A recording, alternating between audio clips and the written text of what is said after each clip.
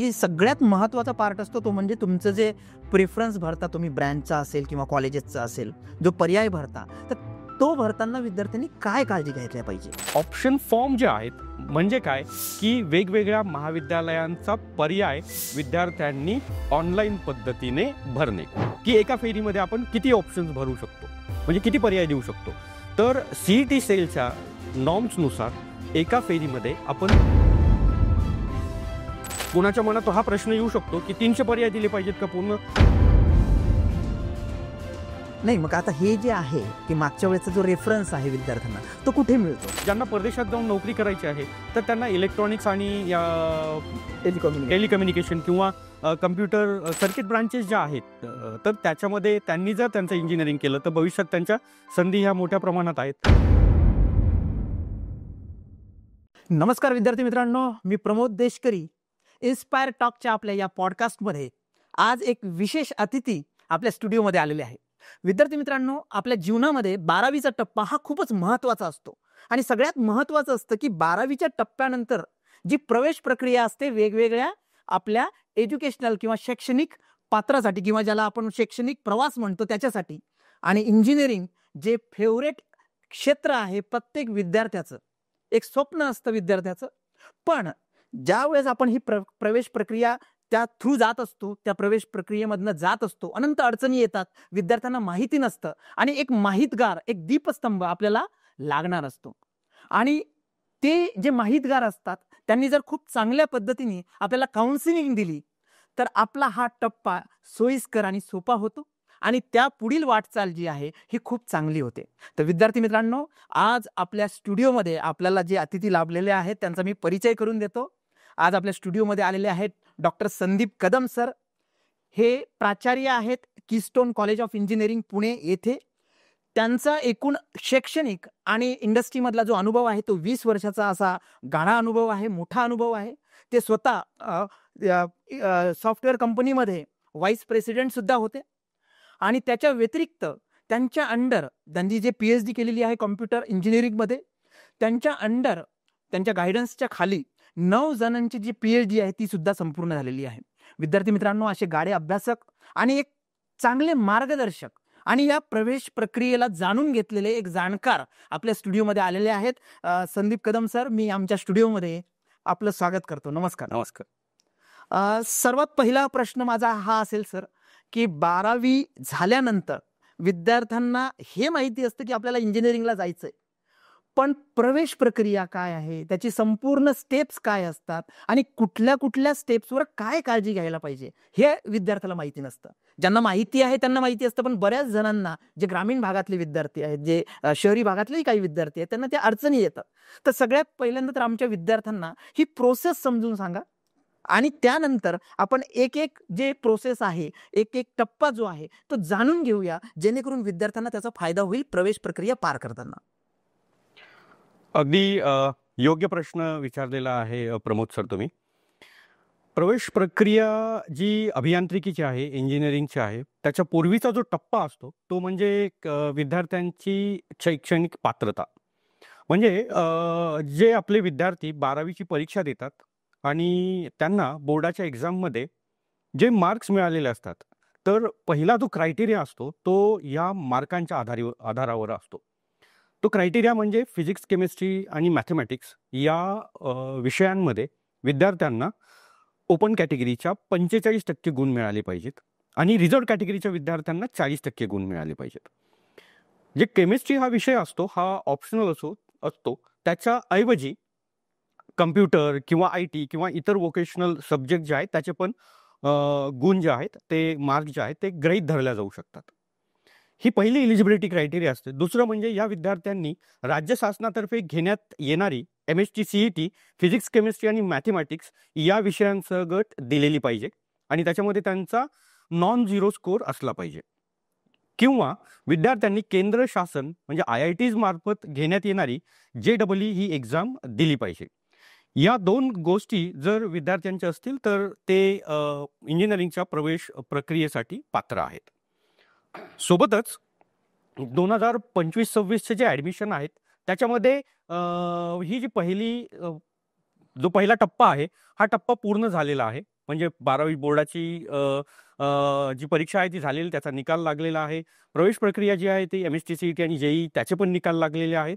आणि त्याचा पुढचा जो टप्पा असतो, त्याचा पुढचा टप्पा म्हणजे विद्यार्थ्यांनी ॲप्लिकेशन फॉर्म भरणे इंजिनिअरिंगच्या प्रवेशासाठी. मग हे ॲप्लिकेशन्स जे आहेत हे केंद्रीभूत प्रवेश प्रक्रियेच्या माध्यमातून विद्यार्थी भरू शकतात. जी महाराष्ट्र शासनाची CET सेल आहे, या CET सेलच्या माध्यमातून हे प्रवेश प्रक्रिया ही पूर्णपणे राबवली जाते. त्याचा संपूर्ण जो शेड्यूल आहे, म्हणजे त्याचं जे वेळापत्रक आहे, हे CETच्या सेलच्या वेबसाईटवर उपलब्ध आहे.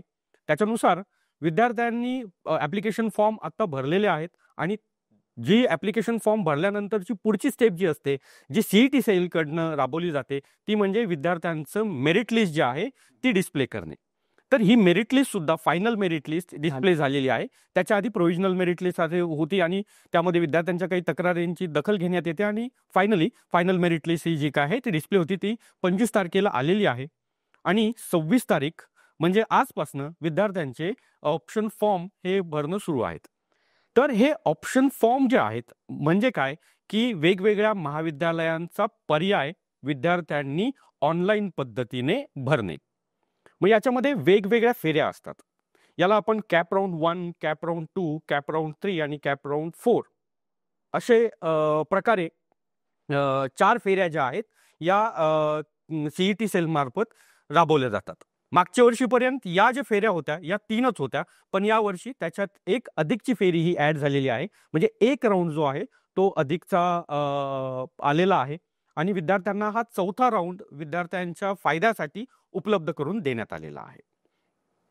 महत्त्वाचं म्हणजे विद्यार्थी या सगळ्या फेऱ्यांमधनं जाऊ शकतात आणि त्यांना आवडणारं महाविद्यालय, त्यांना योग्य वाटणारं महाविद्यालय हे निवडू शकतात.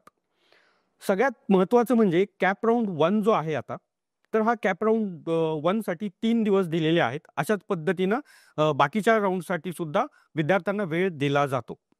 पण बऱ्याचदा असं होतं की विद्यार्थी हे जे पर्याय ऑनलाईन पद्धतीने देत असतात याच्यामध्ये थोड्याफार प्रमाणामध्ये गफलत करतात. मग त्याच्यामध्ये वेगवेगळी कारणं असू शकतात. विद्यार्थ्यांना त्यांचा स्कोर आणि मागच्या वर्षीचा कट ऑफ किंवा याचा अंदाज एक आलेला नसतो. सोबत विद्यार्थ्यांना महाविद्यालयांबद्दल खूप सारी माहिती अशी नसते. तर हे जे ऑप्शन फॉर्म आहेत, हे ऑप्शन फॉर्म व्यवस्थित भरणं आणि योग्य ते पर्याय व्यवस्थितपणे देणं खूप गरजेचं आहे. एका फेरीमध्ये आपण जर विचार केला, म्हणजे एखाद्याला प्रश्न पडू शकतो की एका फेरीमध्ये आपण किती ऑप्शन्स भरू शकतो, म्हणजे किती पर्याय देऊ शकतो. तर CET सेलच्या नॉर्म्सनुसार एका फेरीमध्ये आपण 300 महाविद्यालयांचे पर्याय देऊ शकतो. 300 महाविद्यालय म्हणजे 300 पर्याय आपण देऊ शकतो. मग एका महाविद्यालयाचे 4 किंवा 5 पर्याय सुद्धा असू शकतात, एक पर्याय सुद्धा असू शकतो. तुम्हाला आवडणारं जे महाविद्यालय आहे त्याच्यामधल्या वेगवेगळ्या ज्या इंजिनिअरिंगच्या शाखा आहेत त्याची तुम्हाला कम्प्युटर इंजिनिअरिंग हवी असेल किंवा IT हवी असेल किंवा मेकॅनिकल हवी असेल, जी ब्रांच तुम्हाला हवी असेल त्याचा पर्याय तुम्ही तिथे देऊ शकता. पण या नंबरवर जे लिमिट आहे ते 300 पर्यंत आहे. मग कुणाच्या मनात हा प्रश्न येऊ शकतो की 300 पर्याय दिले पाहिजेत का पूर्ण? तर बिलकुल नाही दिले पाहिजे. एक पर्याय तुम्ही कमीत कमी दिला पाहिजे आणि त्यानंतर मग तुम्ही त्याचे पर्याय वाढवू शकता पुढे आणि ते 300 पर्यंत देऊ शकता. 300 पर्यंत जास्त जे पर्याय आहेत ते देता येत नाहीत. आता माझा याच्यामध्ये हा प्रश्न आहे सर, कारण तुम्ही प्रोसेस खूप छान पद्धतीने समजून सांगितली विद्यार्थ्यांना. आता याच्यामध्ये काय होतं की सगळ्यात महत्त्वाचा पार्ट असतो तो म्हणजे तुमचं जे प्रेफरन्स भरता तुम्ही, ब्रँचचा असेल किंवा कॉलेजेसचा असेल, जो पर्याय भरता, तर तो भरताना विद्यार्थ्यांनी काय काळजी घेतल्या पाहिजे? आता हे किती आपण पर्याय भरू शकतो याच्या संदर्भात मी तुम्हाला सांगितलं. प्रवेश प्रक्रियेच्या प्रत्येक कॅप राऊंडचे काही नियम आहेत. ते नियम विद्यार्थ्यांनी माहिती करून घेणं खूप महत्त्वाचं आहे. म्हणजे यावर्षी नियमांमध्ये काही प्रमाणात बदल झालेला आहे. तर सगळ्यात महत्त्वाचा पहिला बदल मागच्या वर्षीपर्यंत जो होता की सगळ्या कॅप राऊंड्समध्ये जर पहिलं महाविद्यालय तुमच्या दिलेल्या पर्यायांपैकी तुमचं जर पहिलं ऑप्शन्सपैकी पहिलं महाविद्यालय मिळालं तर तुम्हाला तिथं ॲडमिशन घेणं, प्रवेश घेणं हे गरजेचं असायचं, कंपल्सरी. कंपल्सरी असायचं. नसता तुम्ही प्रवेश प्रक्रियेमधनं बाहेर, जर तुम्ही ते प्रवेश घेतला नाही, तो प्रवेश प्रक्रियेमधनं बाहेर पडणार. यावर्षी तुम्ही पहिल्या फेरीमध्ये जर तुम्हाला पहिलं ऑप्शन मिळालं तर तुम्ही तिथे ऍडमिशन घेणं बंधनकारक आहे. दुसऱ्या फेरीमध्ये पहिल्या 3 पैकी जर तुम्हाला कुठला पर्याय मिळाला तर ते तुमचं ऑटो फ्रीज, आपण याला म्हणतो, हे ऑटो फ्रीज होतं आणि तिथे तुम्हाला प्रवेश घेणं बंधनकारक असतं. तिसऱ्या फेरीमध्ये पहिल्या 6 पैकी जर तुम्हाला कुठलं ऑप्शन मिळालं तर तिथे तुम्हाला प्रवेश घेणं हे बंधनकारक असतं. आणि चौथ्या फेरीमध्ये जे तुम्हाला महाविद्यालय मिळालं ते महाविद्यालय तुम्हाला निवडावं लागतं. म्हणजे त्याच महाविद्यालयामध्ये तुम्हाला प्रवेश हा घ्यावा लागतो. यासोबत जर तुम्हाला पहिल्या फेरीमध्ये पहिलं ऑप्शन सोडून इतर जर महाविद्यालय मिळालं तर त्यामध्ये तुम्ही विचार करू शकता की तिथे प्रवेश घ्यायचा की नाही घ्यायचा आणि पुढच्या फेरीला जायचं का नाही जायचं. जर तुम्हाला ते आवडणारं महाविद्यालय असेल, पहिल्या फेरीमध्ये पहिलं सोडून, दुसऱ्या फेरीमध्ये पहिले 3 सोडून आणि तिसऱ्या फेरीमध्ये पहिले 6 सोडून जर तुम्हाला कुठलं महाविद्यालय मिळालं तर त्या केसमध्ये तुम्ही पुढच्या फेरीला जायचं का नाही जायचं हा विचार करू शकता आणि ते तुमच्या हातात असतं. मग त्या वेळेला जर तुम्हाला असं वाटलं की याच्यापेक्षा अजून मला कुठले तरी वेगळं महाविद्यालय मिळू शकेल किंवा तुम्हाला आवडणारी अशी ब्रांच त्याच जे मिळालेल्या महाविद्यालयामध्ये मिळू शकते किंवा मला त्या ब्रांचसाठी प्रयत्न करायचा आहे, असं जर वाटलं तर तुम्हाला 2 पर्याय तिकडे दिलेले असतात.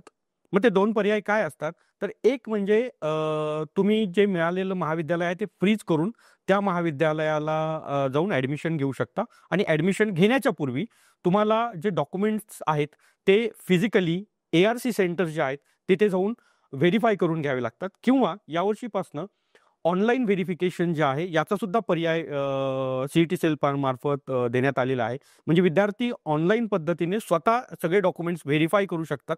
सेल्फ व्हेरीफाईड म्हणतो आपण त्याला. आणि हे सेल्फ व्हेरिफिकेशन करून ते महाविद्यालयात जाऊन प्रवेश निश्चित करू शकतात. जर त्यांना हे करायचं नसेल आणि पुढच्या फेरीसाठी जायचं असेल तर त्या केसमध्ये विद्यार्थी बेटरमेंट हा ऑप्शन निवडू शकतात. बेटरमेंट त्यांना करावं लागेल. दोन्ही पण पर्यायांमध्ये विद्यार्थ्यांना सीट ॲक्सेप्टन्ससाठीची फी जी आहे 1,000 रुपये ती ऑनलाईन पद्धतीनेच भरावी लागते. एकदा का तुम्ही ती फी भरली याचा अर्थ असा आहे की तुम्हाला ते जे मिळालेलं महाविद्यालय आहे ते तुम्हाला म्हणजे ते तुम्हाला ठेवायचं आहे. एकतर तिथे जाऊन ऍडमिशन घ्यायचं आहे किंवा हा क्लेम असाच ठेवून दुसरे जे पर्याय आहेत त्याच्यासाठी सुद्धा प्रयत्न करायचा आहे. जर आपण बेटरमेंटचं ऑप्शन निवडलं तर त्या पर्यायामुळे आपल्याला जे मिळालेलं महाविद्यालय आहे ते त्याच्यावरचा तुमचा क्लेम तसाच राहील आणि त्याच्यापेक्षा चांगलं तुम्हाला वाटणारं महाविद्यालय त्याच्या आधीच्या प्रिफरन्सचं, म्हणजे सगळे प्रिफरन्स तुम्ही प्रत्येक राऊंडला बदलू शकता. याच्यामधले जे आहेत त्याच्यामध्ये बदल करू शकतात. पहिल्या राऊंडला जर 100 तुम्ही पर्याय दिलेले असतील तर या पर्यायांमध्ये जे सिक्वेन्स आहे तर तो त्याचा जी प्रायोरिटी आहे तुम्ही ती बदलू शकता आणि ही सिक्वेन्स बदलून किंवा त्याच्यामध्ये अधिकचे काही पर्याय तुम्ही ऍड करू शकता. जर तुम्हाला वाटणार असं एखादं महाविद्यालय दुसऱ्या राऊंडमध्ये मिळालं तर जो पहिल्या वेळेस मिळालेलं जे महाविद्यालय आहे ते तुमचं निघून जातं आणि तुम्हाला जे नवीन महाविद्यालय आहे जे तुम्ही आधीच्या पसंतीमध्ये टाकलेलं असेल तर ते तुम्हाला मिळेल आणि पहिलं जो तुमचा क्लेम आहे तो नाहीसा होऊन जाईल. पण जर समजा तुम्हाला जे तुम्ही काही पर्याय टाकलेत, जे अधिकचे पर्याय असतील किंवा तुम्ही काही पर्यायांमध्ये बदल केलेला असेल तर आणि समजा तुम्हाला महाविद्यालय जे तुम्हाला आवडीचं आहे आणि याच्यामध्ये दुसऱ्या राऊंडमध्ये कुठलंच महाविद्यालय जर तुम्हाला मिळालं नाही तर तुमचं पहिल्या राऊंडमध्ये मिळालेलं महाविद्यालय जे आहे ते तसंच राहतं, त्याचा क्लेम तुमचा तसाच राहतो. आणि अशाच प्रकारची पद्धत ही तिसऱ्या आणि चौथ्या राऊंडमध्ये असते. चौथ्या राऊंडच्या नंतर म्हटलं कुठलंही फेरी नसते. त्याच्यानंतर जी फेरी असते ती म्हणजे इन्स्टिट्यूट लेवलला असते. पूर्वी मागच्या वर्षीपर्यंत इन्स्टिट्यूट लेवलचे जे ॲडमिशन आहे ही याला आपण चौथी फेरी म्हणू शकत होतो, पण आता त्याला आपण 5वी फेरी म्हणू शकतो. तर या केसमध्ये यावर्षीपासून तुम्हाला एखाद्या महाविद्यालयाला जर इन्स्टिट्यूट लेवलमधून जर कोट्यातनं जर ॲडमिशन घ्यायचं असेल, ज्या की साधारण 20% जागा असतात, तर तुम्हाला ऑनलाईन पद्धतीनं CET सेल मार्फत सुद्धा अर्ज जे आहेत ते करता येतील. मागच्या वर्षीपर्यंत फक्त महाविद्यालयात जाऊन तुम्हाला ते अर्ज करता येत होतात. यावेळेस तुम्हाला महाविद्यालय आणि CET सेल या दोन्हीच्या मार्फत तुम्हाला अर्ज हे जे आहेत ते इन्स्टिट्यूट लेवलसाठी करता येऊ शकतात. बरं. म्हणजे ही कंप्लीट प्रोसेस झाली. म्हणजे एकदम हां. खूप छान पद्धतीने तुम्ही सुरुवातीपासून तर शेवटच्या फेरीपर्यंत, ॲडमिशनपर्यंत सर्व जे प्रोसेस आहे खूप छान पद्धतीने सांगितली सरांनी. आता याच्यामध्ये विद्यार्थ्यांना काही अडचणी येतात सर. जसं मी आत्ता मागे विचारलं तुम्हाला, की प्रिफरन्स भरताना काय काळजी घ्यायला पाहिजे विद्यार्थ्यांनी? कशा पद्धतीने काळजी घ्यायला पाहिजे? कारण त्याच्यामध्ये गफलत नको. तर ती काळजी काय घ्यायला पाहिजे? हां. तर प्रिफरन्स जे विद्यार्थ्यांना भरायचे असतात, म्हणजे जे पर्याय ते निवडतात, ज्या महाविद्यालयांचे पर्याय निवडतात. म्हणजे आता पर्याय म्हणजे कसं, की समजा कीस्टोन स्कूल ऑफ इंजिनिअरिंग आहे. तर कीस्टोन स्कूल ऑफ इंजिनिअरिंगचं कम्प्युटर इंजिनिअरिंग हा एक पर्याय झाला. मग कीस्टोन स्कूल ऑफ इंजिनिअरिंगचं आर्टिफिशियल इंटेलिजन्स आणि डेटा सायन्स हा दुसरा पर्याय झाला. मग अशाच प्रकारे ABC महाविद्यालय, त्याची XYZ हा तिसरा पर्याय झाला. मग पुढचं महाविद्यालय आणि असं मग तिथल्या ब्रांचेस. या पद्धतीनं विद्यार्थी त्यांचे पर्याय हे निवडू शकतात. मग आता प्रिफरन्स भरताना काळजी काय घेतली पाहिजे? तर सगळ्यात महत्त्वाचं जे आहे, की विद्यार्थ्यांनी त्यांचा जो स्टेट जनरल मेरिट नंबर आहे, त्याचा विचार केला पाहिजे. मग यामध्ये विद्यार्थ्यांचे जे पर्याय जे ते भरतात, तर हे पर्याय भरताना होतं काय, की विद्यार्थी ह्या स्टेट मेरिट नंबरचा बिलकुल विचार करत नाहीत. मला हे महाविद्यालय पाहिजे, मला ते महाविद्यालय पाहिजे आणि असे पर्याय बऱ्याचदा ते टाकून देतात. त्यांचा स्कोरचा विचार करत नाहीत. मागच्या वर्षीचा त्या महाविद्यालयाचा, त्या शाखेचा कट ऑफ काय होता हे ते बघत नाहीत. तर सगळ्यात महत्त्वाचं, की तुमचा CETचा किंवा JEEचा स्कोर काय आहे हे बघणं महत्त्वाचं आहे. आणि मग त्यामध्ये तुमचा जनरल मेरिट नंबर जो आहे किंवा तुमचा जो स्टेट मेरिट नंबर जो आहे तो काय आहे हे बघणं गरजेचं आहे. हे मेरिट नंबर वेगवेगळ्या प्रकारचे असतात. एक म्हणजे तुमचा स्टेट जनरल मेरिट नंबर असतो. दुसरा म्हणजे होम युनिव्हर्सिटीचा मेरिट नंबर असतो. तिसरा तुमच्या कॅटेगरीचा मेरिट नंबर असतो. म्हणजे तुम्ही जनरल कॅटेगरीमध्ये असाल, तुम्ही OBC कॅटेगरीमध्ये असाल, तुम्ही SC कॅटेगरीमध्ये असाल, ST कॅटेगरीमध्ये ज्या कॅटेगरीमध्ये असाल आणि ज्या कॅटेगरीचा उपयोग करून तुम्ही प्रवेश प्रक्रियेमध्ये तुमचा सहभाग नोंदवलेला आहे, तर त्याचा मेरिट नंबर सुद्धा तुम्ही विचारात घेणं गरजेचं असतं. मग उपलब्ध असलेल्या जागांचं डिस्ट्रीब्युशन आणि तुमचा मेरिट नंबर या तिघांची सांगड घालून तुम्ही तुमचे पर्याय हे निवडले पाहिजे. आणि याच्यासोबत तुम्हाला जे महत्त्वाचं असतं, तो मागच्या वर्षी विद्यार्थ्यांचा असलेला कट ऑफ. तर हा जो कट ऑफ आहे, हा तुम्ही विचारात घेतला पाहिजे. त्याच्यानुसार मागच्या वर्षी कुठल्या मेरिट नंबरला हे महाविद्यालयाचा शेवटचा प्रवेश जो आहे तो कॅप राऊंडमध्ये झाला होता, हे बघणं गरजेचं आहे. कॅप राऊंड 1 साठी हे महत्त्वाचं आहे. पुढच्या प्रवेशासाठी सुद्धा तुम्ही कॅप राऊंड 2, कॅप राऊंड 3 याच्यामध्ये काही प्रमाणामध्ये बदल हा होत असतो, पण तो तुम्हाला एक संदर्भ अतिशय उपयुक्त असा असतो. नाही, मग आता हे जे आहे, की मागच्या वेळेचा जो रेफरन्स आहे विद्यार्थ्यांना, तो कुठे मिळतो? हां. तो कुठे बघता येतो? मागच्या वर्षीचा जो रेफरन्स आहे, जी तुमची CET सेल आहे, तर CET सेलचं जे पोर्टल आहे, जिथे तुम्ही लॉग इन करता आणि ज्या डॅशबोर्डला तुम्ही लॉग इन करून तुम्ही डॅशबोर्डवर सगळे पर्याय हे भरत असता आणि सगळी प्रोसेस ज्या डॅशबोर्डच्या माध्यमातून करता, तर त्याच पोर्टलला CET सेलच्या प्रवेश प्रक्रियेच्या तिथे मागच्या वर्षी जे कट ऑफ जे आहे, मागच्या 3 वर्षाचे जे कट ऑफ आहे ते दिलेले असतात. तर तुम्हाला जे महाविद्यालय योग्य असे वाटतात, तर त्या महाविद्यालयांचे कट ऑफ तुम्ही ते बघू शकता, त्याची नोंद करू शकता आणि त्यानुसार तुमची जी ऑप्शन्सची लिस्ट आहे, पर्यायाची जी यादी आहे, ती तुम्ही तयार करू शकता. आता माझा दुसरा प्रश्न असा आहे सर, की आताचा जो ट्रेंड आहे, लेटेस्ट ट्रेंड आहे, कॉम्प्युटर सायन्स असेल, इन्फॉर्मेशन टेक्नॉलॉजी आहे, याच्याकडे विद्यार्थ्यांचा ओढा खूप असतो. मग अशा वेळेला असंही होऊ शकतं, की चांगले कॉलेजेस किंवा इव्हन दो काही जे कॉलेजेस आहेत, तिथे आपल्याला या ब्रँचेसला विद्यार्थ्याला ॲडमिशन मिळत नाही. तर जे विद्यार्थ्यांना ह्या ब्रँचेस पाहिजे आहेत, पण त्यांच्या मार्कानुसार म्हणा किंवा त्यांच्या स्कोअरनुसार हे मिळत नाहीत, तर त्यांचा एक साधारणतः काय कल असला पाहिजे? कुठल्या ब्रँचेस, म्हणजे मी त्याला सरळ सोप्या भाषेमध्ये म्हणेल, की भविष्यातल्या ब्रँचेस कुठल्या म्हणून विद्यार्थ्यांनी त्याला प्रिफरन्स दिला पाहिजे? तर अतिशय योग्य प्रश्न आहे सर. आणि हे सगळ्या म्हणजे पालकांच्या आणि विद्यार्थ्यांच्या मनात असतोच. आज आम्ही बघतो खूप सारे विद्यार्थी येतात. अगदी आमच्या महाविद्यालयाला कीस्टोनमध्ये सुद्धा जेवढे विद्यार्थी येतात, त्याच्यामध्ये बरेचसे जे विद्यार्थी आहेत, त्यांना कम्प्युटर इंजिनिअरिंग किंवा आर्टिफिशियल इंटेलिजन्स आणि डेटा सायन्स या शाखांना प्रवेश हवा असतो. पण याच्यामध्ये महत्त्वाच्या ज्या गोष्टी आहेत, त्या विद्यार्थ्यांनी बघितल्या पाहिजे. सगळ्यात महत्त्वाची गोष्ट म्हणजे त्यांनी स्वतःची आवड बघितली पाहिजे, की मला कशामध्ये आवड आहे आणि कुठल्या गोष्टीमध्ये आहेत. माझा मित्र कम्प्युटरला जायचं म्हणतोय म्हणून मी कम्प्युटरला जाणं कितपत योग्य आहे हे बघितलं पाहिजे. दुसरं म्हणजे काय, की माझ्या करिअरचे ऑब्जेक्टिव्हज काय मी घेतले, मी स्वप्न कशाचे बघितले आहेत. आता काय असतं, की काही विद्यार्थ्यांना स्वप्न असं असतं, की मी सरकारी अधिकारी व्हावा. बरोबर. मग सरकारी अधिकारी व्हावा, पब्लिक डोमेनमध्ये काम करावं, पब्लिक ॲडमिनिस्ट्रेशनमध्ये काम करावं.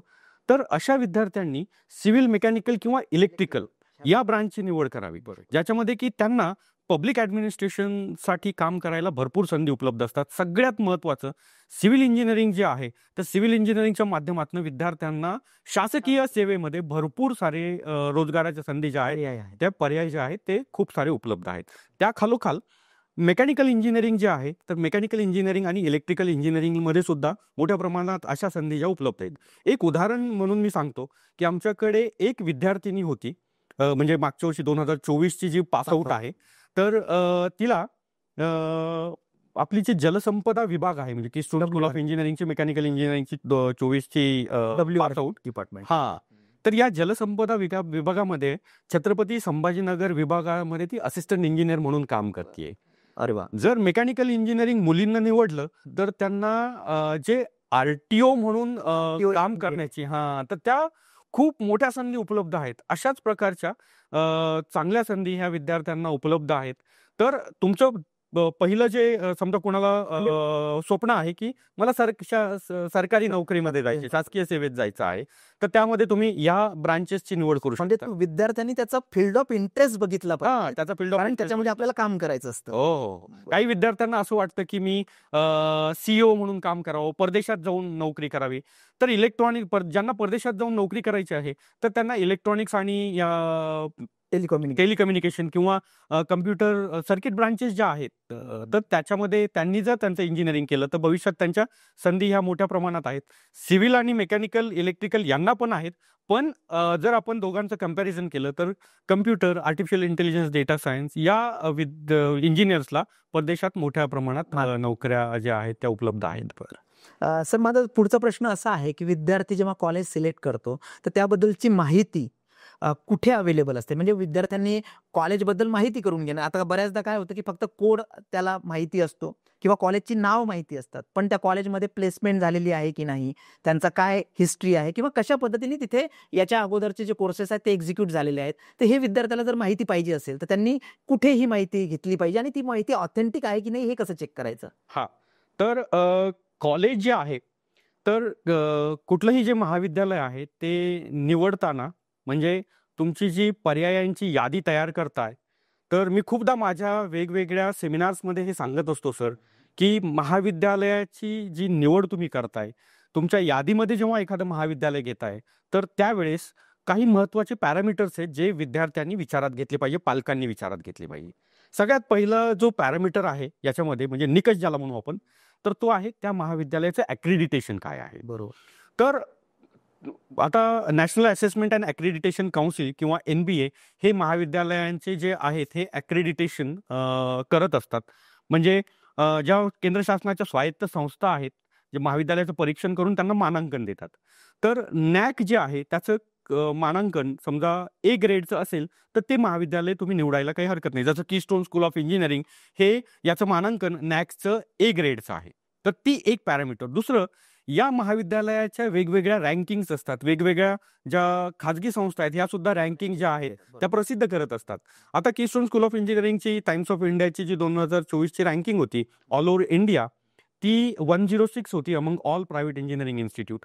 आणि आउटलुकची आमची 2025ची जी रँकिंग आहे ती 86 आहे all over India among all private engineering institute. तर ही माहिती कुठे मिळते? तर त्यांच्या वेबसाईटला मिळते.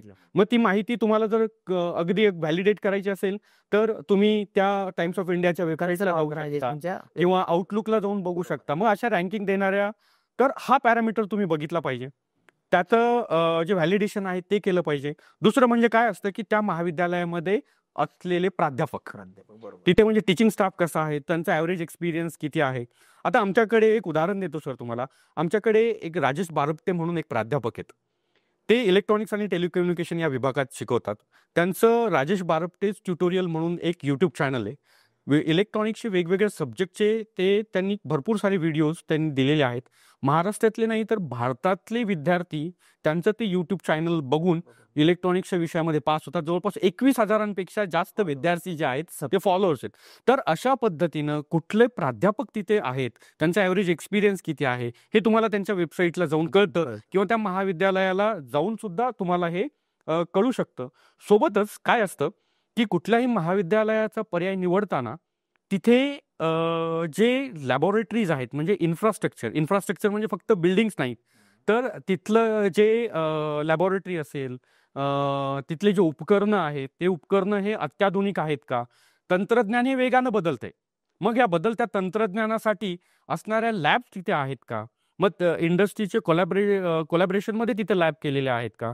मग आता मी तुम्हाला काही गोष्टी नमूद करू शकतो सर इथे, की आत्ता 2-3 दिवसापूर्वीच आम्ही डेटा सायन्ससाठी डोमो इन्कॉर्पोरेट्स या म्हणजे इंडस्ट्रीसोबत कोलॅबरेशन करून एक सेंटर ऑफ एक्सलन्स उभं केलं आणि त्याच्या माध्यमातून आम्ही डेटा सायन्सचे जे आंतरराष्ट्रीय प्रमाणपत्रांचे म्हणजे इंटरनॅशनल सर्टिफिकेशन जे आहेत, या सर्टिफिकेशनचे डोमो सर्टिफिकेशन जे आहेत, तर त्याचे ट्रेनिंग विद्यार्थ्यांना तिथे देणार आहोत. त्या सर्टिफिकेशनची उपलब्धता तिथे करून देणार आहोत. सोबतच डोमोतर्फे काही प्रोजेक्ट्स आणि इंटर्नशिप विद्यार्थ्यांना उपलब्ध करून दिली जाईल. वेगवेगळे सामाजिक म्हणजे उपक्रम ज्याचं म्हणजे प्रोजेक्ट जे आहेत, सोशल इम्पॅक्ट करणारे प्रोजेक्ट जे आहेत ते सुद्धा विद्यार्थी R&Dच्या माध्यमातून डोमो सोबत करू शकतात. तर अशा पद्धतीनं इंडस्ट्री कोलॅबरेशन मधल्या लॅब्स तिथे किती आहेत. आता तुम्हाला एक सांगतो की आमच्याकडे कीस्टोनमध्ये आम्ही आता एक game engineering centre of excellence करणार आहोत. तर हे जे game engineering centre of excellence जे आहे म्हणजे ते आम्ही पिक्सेल VFX या कंपनीच्या संयुक्त विद्यमानी करणार आहोत. त्यासाठी आम्हाला जवळपास आम्ही 10 वर्कस्टेशन जे आहेत ते तिथे उपलब्ध करून दिलेले आहेत. हे वर्कस्टेशन म्हणजे HPचे अतिशय अत्याधुनिक वर्कस्टेशन आहेत आणि जे गेम डेव्हलप करण्यासाठी गेम इंडस्ट्री जवळपास 2024 जर आपण वर्ल्ड इकॉनॉमी बघितली तर ती 445 बिलियनची आहे. जगभरामध्ये भारतातल्या गेम इंजिनिअर्सला खूप मागणी आहे आणि पिक्सेल VFX जे फाउंडर आहेत ते म्हणजे राम सेतू आणि सिंगम 3 अशा मूव्हीजना व्हिज्युअल इफेक्ट्स देणारे आहेत. तर त्याच्या माध्यमातून आमचे विद्यार्थी तिथे गेम जे आहेत ते तयार करतील आणि त्यांनी तयार केलेले हे प्रोडक्ट्स बाहेर बाजारामध्ये सुद्धा आम्ही उपलब्ध करून देणार आहोत.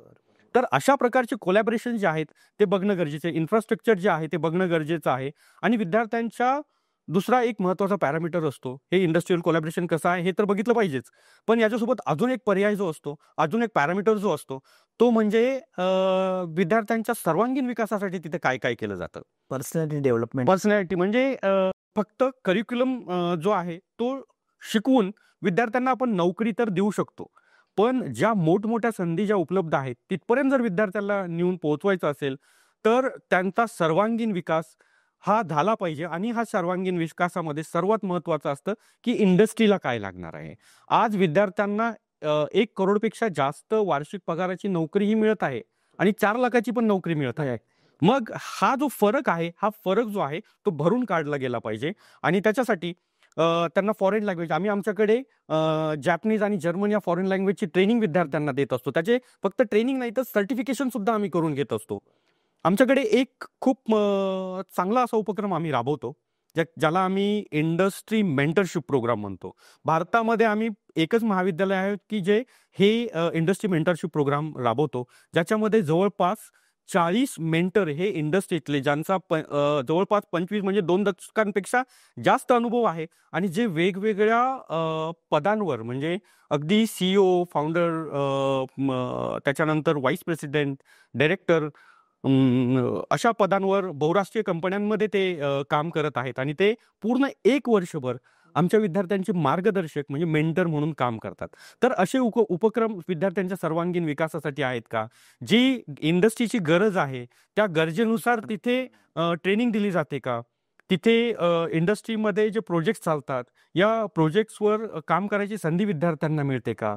सोबतच त्यांना जर उद्योजक व्हायचं असेल तर तर तर उद्योजकतेसाठी तिथे काय काय उपक्रम राबवले जातात, त्यांची इन्क्युबेशन सेल तिकडे कशी काम करते, हे सगळं बघणं गरजेचं आहे. आणि सोबतच विद्यार्थ्यांचे जे छंद आहेत, त्यांचे जे नैपुण्य आहेत क्रीडा क्षेत्रातले, कल्चरल क्षेत्रातले, एक्स्ट्रा करिक्युलर ऍक्टिव्हिटीज ज्या आहेत, तर त्या तिकडे कशा राबवल्या जातात, त्याच्यासाठी तिथे व्यासपीठ आहे का, हे पण बघितलं पाहिजे. हे सगळं तुम्हाला त्यांच्या वेबसाईटला बघायला मिळू शकतं किंवा तुम्ही त्या महाविद्यालयात जाऊन व्हिजिट करू शकता.